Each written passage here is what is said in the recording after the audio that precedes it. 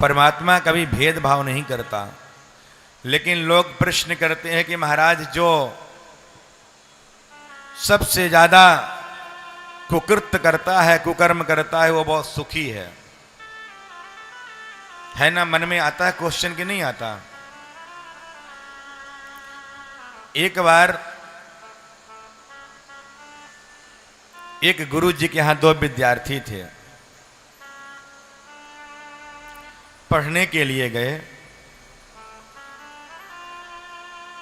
और खूब सुंदर शिक्षा ग्रहण की और दोनों भाई रहने लगे।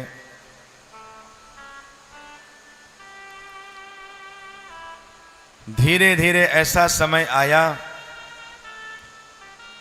कि एक भाई खूब सत्संग करने लगा और दूसरा भाई जितना बुरा कर्म था, मदिरा पक्ष पान करना, मांस भक्षण करना, वैश्या का नृत्य देखने जाना, वैश्याओं के यहां जाना, अनेक प्रकार से वो कुकर्म में लीन हो गया। जितने बुरे कर्म थे वो करने लगा। तो एक दिन महाराज वो तो अपने मोजरा के लिए गया हुआ था, जहां नृत्य संगीत कर रही हैं नृत्यांगनाएं, वहां देख करके मौज मस्ती कर रहा है, वहां मदिरा पान कर रहा है, सुरा पान कर रहा है, अपनी दृष्टि से गंदे गंदे दृश्य देख रहा है। और जो बेचारा भक्त था वो जाता भगवान का भजन करता और भजन करने के बाद अपने घर को आता, गुरुदेव के चरणों में शीश झुकाता।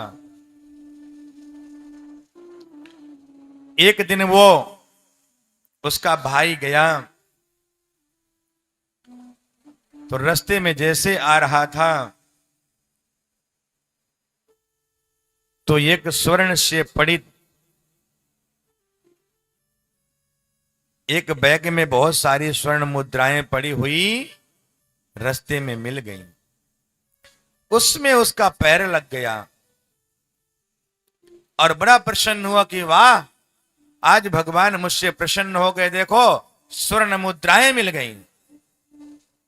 और जो भगवान का भक्त था वो भी आ रहा था तो उसके पैर में इतनी बड़ी कील चुभ गई, आर के पार हो गई।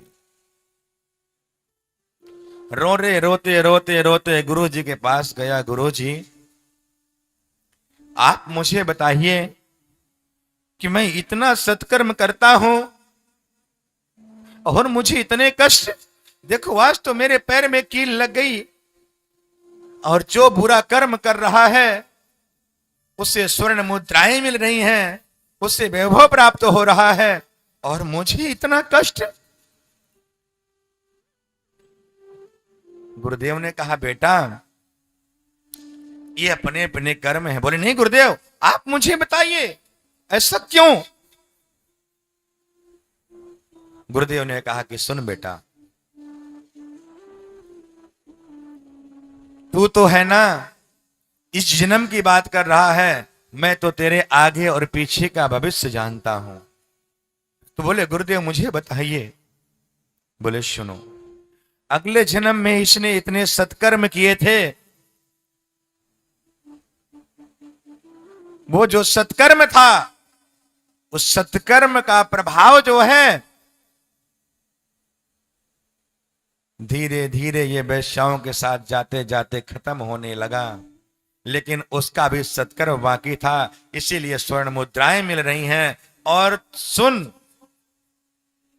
बेटा, अगले जन्म में तू महापापी था।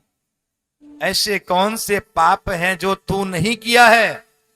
ऐसे कौन से व्यभिचार हैं जो तू नहीं किया है? तेरी आयु आज बिल्कुल खत्म थी, आज तेरी आयु बिल्कुल खत्म थी, लेकिन तू सत्कर्म कर रहा था, इसी कारण से तुझे केवल तेरे पैर में कील लगने के बाद तेरा वो खत्म हो गया। इसका मतलब सत्कर्म जो तू कर रहा है उसका फल तुझे मिला, मृत्यु तेरी नहीं हुई, तुझे केवल एक दर्द में ही तेरा सब हो गया। तो वही मेरे प्यारे हमारे जो इस जन्म में है कर्म जो हम कर रहे हैं वही सब लिखा जा रहा है, वही सब तैयार हो रहा है और उसी को जो है लेखनी अगले जन्म में आपको लिख दी जाएगी। इसीलिए अपने जीवन को सार्थक बनाएं, अपने जीवन को सत्कर्म में लगाएं, अपने जीवन को भगवान के चरणों में लगाएं, अपने जीवन को यथार्थ सेवा में लगाएं।